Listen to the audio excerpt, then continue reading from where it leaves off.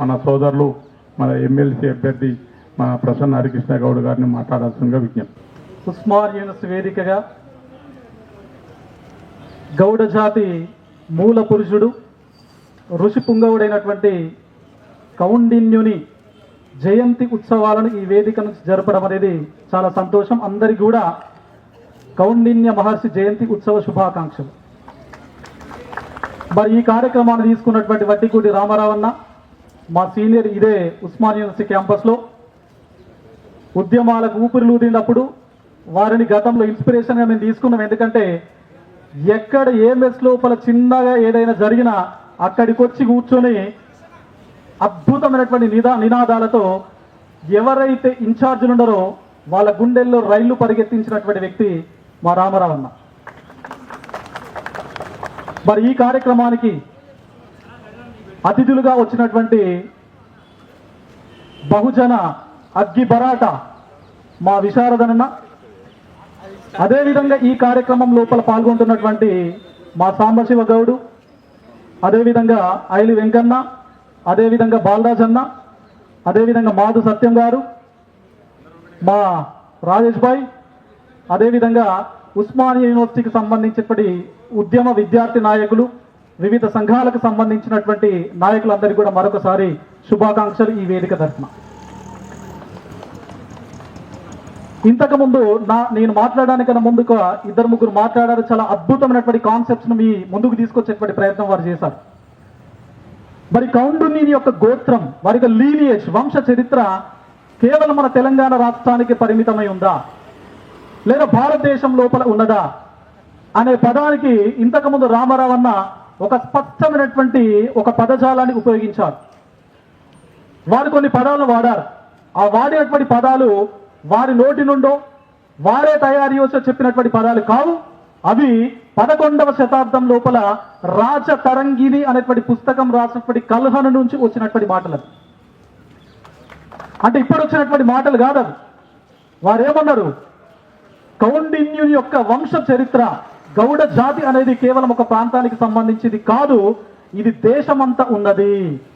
హిమాలయాల నుంచి కన్యాకుమారి వరకు ప్రతి రాష్ట్రం లోపల మీరు ఎక్కడికి వెళ్ళినా కూడా కనబడుతుంది అనేటువంటి ఒక స్పష్టమైనటువంటి ఇన్ఫర్మేషన్ ఆ పుస్తకం లోపల వివరించడం జరిగింది.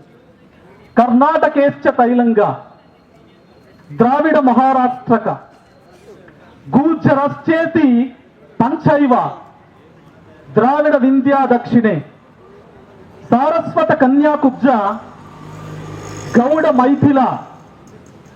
ఇలా వారి యొక్క గ్రంథం లోపల చాలా క్లియర్ గా మెన్షన్ చేశారు. వింధ్య పర్వతాలకు ఉత్తరాన ఒక రకమైనటువంటి చరిత్ర ఉన్నది, వింధ్య పర్వతాలకు దక్షిణాన మరొక రకమైనటువంటి చరిత్ర ఉన్నది. అంటే భారతదేశం అంతా కూడా గౌడ జాతి చరిత్ర విశ్వవ్యాపితమైనది అని చెప్పేసి ఆ పుస్తకం చెప్తా ఉన్నది. మరి ఈ సందర్భం లోపల అన్నగారు ఒక చాలా బ్యూటిఫుల్ అండ్ ఇంపార్టెంట్ కాన్సెప్ట్ చెప్పారు. అదందరూ కూడా మన మది లోపల మనం పెట్టుకోవాల్సినటువంటి ఆవశ్యకత ఎంతైనా ఉన్నది. ఒక ఉద్యమం సత్ఫలితం ఇవ్వాలి అంటే కేవలం అగ్రెసివ్ గా వెళ్ళడమే కాదు, తాత్విక చింతన, ఫిలసాఫికల్ ఫౌండేషన్ అనేది చాలా చాలా ఇంపార్టెంట్. తాత్వికతతో కూడుకున్నటువంటి ఉద్యమం యొక్క నిర్మాణం ఏదైతే ఉందో దాన్ని నడిపేటువంటి వారియర్ ఎవరైతే ఉన్నాడో, ఒకరు తాత్వికుడు కావాలి, ఇంకొకరు వారియర్ కావాలి. ఏ ఉద్యమానికైతే ఈ రెండు అంశాలు, ఈ రెండు మూల స్తంభాలు ఉంటాయో ఆ ఉద్యమం చరిత్రలో ఎక్కడ కూడా ఫెయిల్ అయినటువంటి ఘటనలు, సంఘటనలు మనకి ఎక్కడ కనబడలేదు. వారు చెప్పారు, ద గ్రేట్ అరిస్టాటిల్ అనేటువంటి ఒక ఉద్యమ తాత్వికుడు ఒక అద్భుతమైనటువంటి వారియర్ను తయారు చేశాడు, అలెగ్జాండర్ అనేటువంటి పేరు రూపం లోపల. మన తెలంగాణ ఉద్యమ కాలం లోపల ద గ్రేట్ ఫిలసాఫికల్ ఫౌండేషన్ ఇచ్చినటువంటి ప్రొఫెసర్ జయశంకర్ గారు ఈ తెలంగాణ నిర్మాణం లోపల, ఈ తెలంగాణ ఉద్యమ పంథా లోపల, ఈ తెలంగాణ రాష్ట్ర సాధన లోపల ఒక గట్టి బలమైనటువంటి తాత్విక పునాదిని వేయడం జరిగింది. అంటే ఉద్యమం సక్సెస్ కావాలి అంటే తప్పనిసరిగా ఫిలసాఫికల్ ఫౌండేషన్ కావాలి.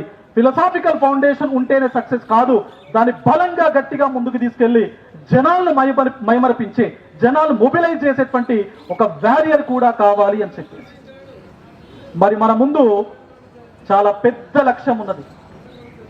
బీసీ వాదం ప్రస్తుతం తెలంగాణ రాష్ట్రంలో తెరపైకి వచ్చింది. ప్రస్తుతం మరి భారతదేశంలో గతంలోనే మండల్ గారు 1978 లోపల కమిషన్ ఏర్పాటైన తర్వాత ఈ దేశం లోపల 1978 లెక్కల ప్రకారం 52% బీసీ కులాలు ఈ భారతదేశంలో ఉన్నాయి. 1978, ఇది 2025. మరి ఇప్పుడు ఈ దేశం లోపల 60% బీసీ జనాభా ఈ దేశంలో ఉంటుంది.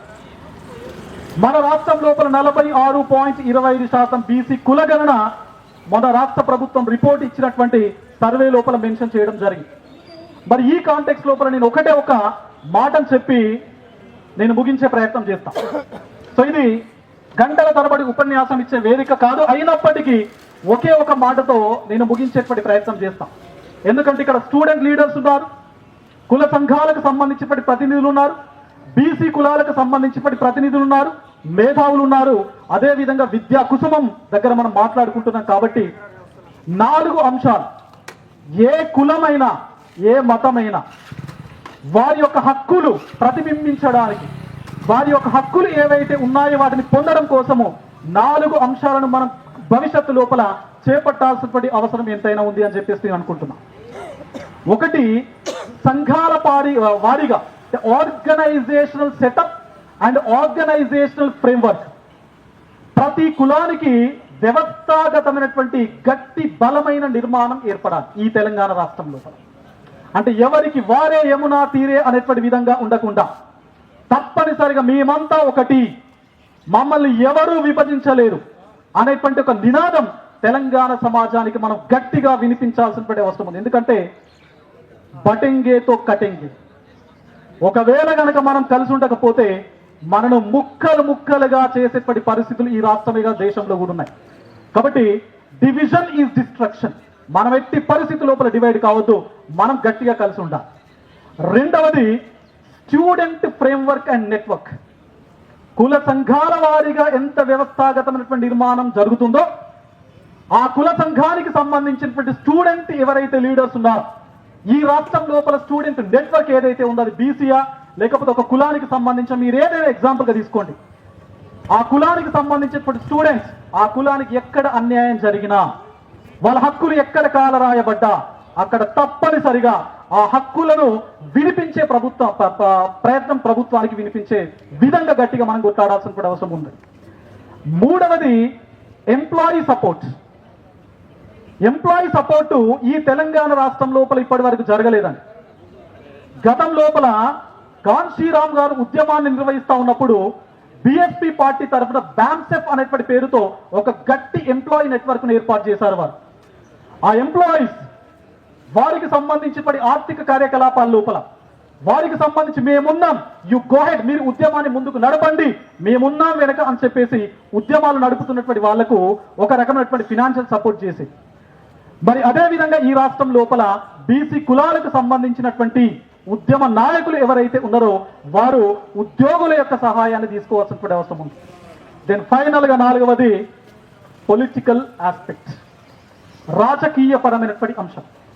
మరి బీసీ కులాలకు సంబంధించి ఏ సమస్య వచ్చినా లేదా ఒక కులానికి సంబంధించి బీసీ సమాజం లోపల ఏ సమస్య వచ్చినా సంబంధిత ఎమ్మెల్యేలు, సంబంధిత మంత్రులు ఒక పర్టికులర్ పాలసీని ఇమీడియట్ గా డిజైన్ చేయాల్సిన అవసరం ఉన్నది. ఈ 4 అంశాలు, community, student, employees and political partners, ఈ 4ంటిని గనక మనం పర్ఫెక్ట్ గా కోఆర్డినేట్ చేసుకోగలిగితే ఈ తెలంగాణ లోపల 42% రిజర్వేషన్లు కాదు 52% రిజర్వేషన్లు మన భవిష్యత్తు లోపల పొందుతాం. చివరిగా ఒక హాఫ్ మినిటే మాట్లాడి నేను ముగిస్తాం. మనమందరం కూడా ఉద్యమాలు చేస్తా ఉన్నాం బీసీలకు సంబంధించి. రాజకీయ పరమైన రిజర్వేషన్ల కోసం మాత్రమే మనం మాట్లాడుతున్నాం. దయచేసి ఇక్కడ ఉన్నటువంటి వాళ్ళందరికీ కూడా నేను చెప్తా ఉన్నాను, బీసీలు అంటే కేవలం రాజకీయాల లోపల సర్పంచ్లు, ఎంపీటీసీ, జెడ్పీటీసీలే కావాలన్నా, ఎందుకు ఎమ్మెల్యేలు, ఎంపీ లోపల ఎంపీ సీట్ల లోపల రిజర్వేషన్స్ ఉండొద్దు, వాటి గురించి కూడా అంటే చట్ట సభల లోపల రిజర్వేషన్ల పైన మనం మాట్లాడాలి. అదేవిధంగా ఎందుకు విద్యారంగంలో ఉస్మాన్ యూనివర్సిటీ లోపల 42% రిజర్వేషన్ ఎందుకు, 52% బీసీలకు ఎందుకు ఇక్కడ ఉన్నటువంటి పీజీ సీట్ల లోపల మనకు రిజర్వేషన్స్ ఉండొద్దు? మరి రాష్ట్ర ప్రభుత్వం ఉద్యోగాల నోటిఫికేషన్లు ఇస్తుంది కదా, ఆ నోటిఫికేషన్ లోపల 52% రిజర్వేషన్లు ఎందుకు ఉండొచ్చు? ఎందుకంటే 2014 సమగ్ర కుటుంబ సర్వే ప్రకారం 52% బీసీ జనాభా ఈ రాష్ట్రంలో ఉంది. వీళ్ళు మొన్న చేసినటువంటి సర్వే ప్రకారం 42% రిజర్వేషన్స్ ఉన్నాయి. అంటే రాజకీయ పరమైనటువంటి రిజర్వేషన్స్ మాత్రమే కాదు, విద్యా ఉద్యోగాల లోపల కూడా తప్పనిసరిగా బీసీలకు సంబంధించిన రిజర్వేషన్ల కోసం మనమందరం ఏక బిగిన ముక్త కంఠంతో ఈ రాష్ట్ర ప్రభుత్వాన్ని మనం డిమాండ్ చేయాల్సినటువంటి ఆవశ్యకత ఎంతైనా ఉంది. కాబట్టి భవిష్యత్ అంతా మనదే. Be positive, we will unite, we will fight, we will get our rights. Thank you one and all. Thank you.